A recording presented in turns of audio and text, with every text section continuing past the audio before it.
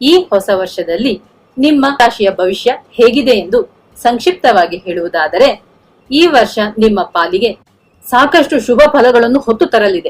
ಹೌದು ಸ್ನೇಹಿತರೆ, ಈ ವರ್ಷದಲ್ಲಿ ನೀವು ಬಹಳ ಕಾಲದಿಂದ ನಿರೀಕ್ಷಿಸುತ್ತಿದ್ದ ಮೊತ್ತ ನಿಮ್ಮ ಕೈ ಸೇರುತ್ತದೆ. ಮುಂದೂಡಲ್ಪಟ್ಟ ಕಾರ್ಯಗಳೆಲ್ಲವೂ ಒಳ್ಳೆಯ ರೀತಿಯಲ್ಲಿ ಮುಕ್ತಾಯವಾಗುತ್ತದೆ. ಉದ್ಯೋಗಾಸಕ್ತರಿಗೆ ಪರ ರಾಜ್ಯದಲ್ಲಿ ಅಥವಾ ಪರದೇಶದಲ್ಲಿ ಒಳ್ಳೆಯ ಉದ್ಯೋಗ ಸಿಗುತ್ತದೆ. ಬೇಕೆಂದರೂ ವರ್ಷದಲ್ಲಿ ಒಂದು ದಿನವೂ ಬಿಡುವು ಸಿಗದಷ್ಟು ಬ್ಯುಸಿಯಾಗಿರುತ್ತೀರಿ. ನಿಮ್ಮ ಮಾತಿನಲ್ಲಿ ಅನುಭವ, ಬುದ್ಧಿವಂತಿಕೆ ಹೊರಹೊಮ್ಮುತ್ತದೆ. ಆದರೆ ನಿಮ್ಮ ಪ್ರತಿಭೆ, ಶ್ರಮ, ಸಾಮರ್ಥ್ಯಗಳ ಲಾಭವನ್ನು ಬೇರೆಯವರು ಪಡೆದುಕೊಳ್ಳುವ ಸಾಧ್ಯತೆ ಇದೆ. ಹಾಗಾಗದ ಹಾಗೆ ಎಚ್ಚರಿಕೆ ವಹಿಸುವುದು ನಿಮ್ಮ ಕೈಯಲ್ಲೇ ಇದೆ. ಯಾವುದೇ ವಿಷಯವಾದರೂ ನೀವೇ ಖುದ್ದಾಗಿ ಹೋಗಿ ಮುಗಿಸುವುದು ಒಳ್ಳೆಯದು. ಆಫೀಸ್ನ ಮುಖ್ಯವಾದ ಫೈಲ್ಗಳನ್ನು ಹ್ಯಾಂಡಲ್ ಮಾಡುವಾಗ ಲಕ್ಷ್ಯವಿರಲಿ, ಅಲಕ್ಷ್ಯ ಬೇಡ. ಯಾವುದೇ ವಿಷಯದಲ್ಲೂ ಮುನ್ನೆಚ್ಚರಿಕೆಯಿಂದ ಕಾರ್ಯೋನ್ಮುಖರಾಗಿ. ಹೊಸ ಮನೆಗೆ ಸ್ಥಳಾಂತರ ಆಗುವಿರಿ.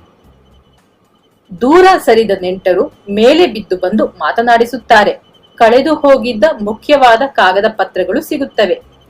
ತಾಯಿಯವರೊಂದಿಗೆ ಇದ್ದ ಮನಸ್ತಾಪಗಳು, ಅಸಮಾಧಾನಗಳು ನಿವಾರಣೆಯಾಗುತ್ತದೆ. ದಂಪತಿಗಳು ಪರಸ್ಪರ ಮನಸ್ಸು ಬಿಚ್ಚಿ ಮಾತನಾಡಿ ಮುಖ್ಯವಾದ ನಿರ್ಧಾರಗಳನ್ನು ತೆಗೆದುಕೊಳ್ಳುವಿರಿ. ಮಕ್ಕಳ ಭಾಗ್ಯ ಪ್ರಾಪ್ತಿಯಾಗುತ್ತದೆ. ಹೊಸ ಮಾಡೆಲ್ ವಾಹನ, ಮೊಬೈಲ್ ಫೋನ್ ಕೊಳ್ಳುವಿರಿ. ಮದುವೆ ಪ್ರಯತ್ನಗಳು ಶುಭ ಫಲಗಳನ್ನು ಕೊಡುತ್ತವೆ.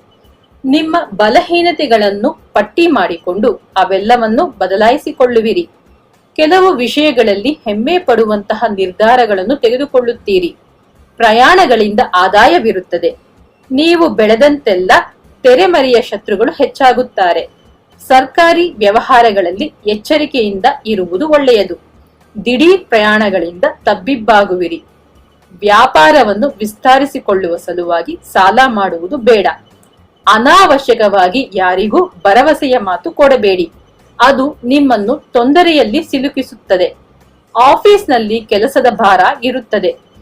ಹೊತ್ತುಗೊತ್ತು ಇಲ್ಲದೆ ದುಡಿದು ಪ್ರಯೋಜನವಿಲ್ಲವಲ್ಲ ಎಂದು ಆತಂಕ ಸೃಷ್ಟಿಯಾಗುವ ಸಂದರ್ಭವೂ ಬಂದೊದಗಬಹುದು. ಹೊಸದಾಗಿ ಬರುವ ಮೇಲಧಿಕಾರಿಯಿಂದ ಕೆಲಸದಲ್ಲಿ ಒತ್ತಡಗಳು ಉಂಟಾಗುತ್ತವೆ.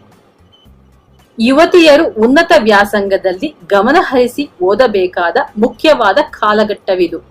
ಈ ಸಮಯದಲ್ಲಿ ಪ್ರೇಮ, ಪ್ರಣಯ ಮೊದಲಾದ ಸಂಗತಿಗಳಿಂದ ದೂರವಿರಿ. ಭವಿಷ್ಯದ ಬಗ್ಗೆ ಸರಿಯಾಗಿ ಯೋಚಿಸಿ ಸರಿಯಾದ ನಿರ್ಧಾರ ತೆಗೆದುಕೊಳ್ಳಿ. ವಿದ್ಯಾರ್ಥಿಗಳು ಬೆಳಗಿನ ಜಾವ ಬೇಗನೆ ಎದ್ದು ಓದುವ ಅಭ್ಯಾಸ ಮಾಡಿಕೊಳ್ಳಿ. ತೀವ್ರವಾದ ಅಭ್ಯಾಸ ಮಾಡದ ಹೊರತು ನೀವು ಬಯಸಿದ ಕೋರ್ಸ್ ಸಿಗುವುದು ಕಷ್ಟ. ಕಲಾವಿದರು, ಸಿನಿಮಾ ಕಲಾವಿದರು, ತಂತ್ರಜ್ಞರು, ದೊಡ್ಡ ಸಂಸ್ಥೆಗಳಲ್ಲಿ ಸಣ್ಣ ಪುಟ್ಟ ಕೆಲಸಗಳು ಬಂದರೂ ಆರಿಸಿಕೊಳ್ಳಿ. ಅದೇ ಹೊಸ ಬ್ಯಾನರ್ಗಳಲ್ಲಿ ದೊಡ್ಡ ಅವಕಾಶಗಳು ಬಂದರೂ ಅದರಿಂದ ಯಾವ ಲಾಭವೂ ಆಗುವುದಿಲ್ಲ. ಹಾಗಾಗಿ ಕುಲಂಕುಷವಾಗಿ ಪರಿಶೀಲಿಸಿ ನಿರ್ಧಾರಗಳನ್ನು ಕೈಗೊಳ್ಳಿ. ಕಷ್ಟದಲ್ಲಿರುವ ಮೀನರಾಶಿಯವರಿಗೆ ಪರಿಹಾರಗಳೇನೆಂದರೆ, ಭಾನುವಾರಗಳಂದು ಸುಬ್ರಹ್ಮಣ್ಯನನ್ನು ಆರಾಧಿಸುವುದು. ಶುಭವಾಗಲಿ.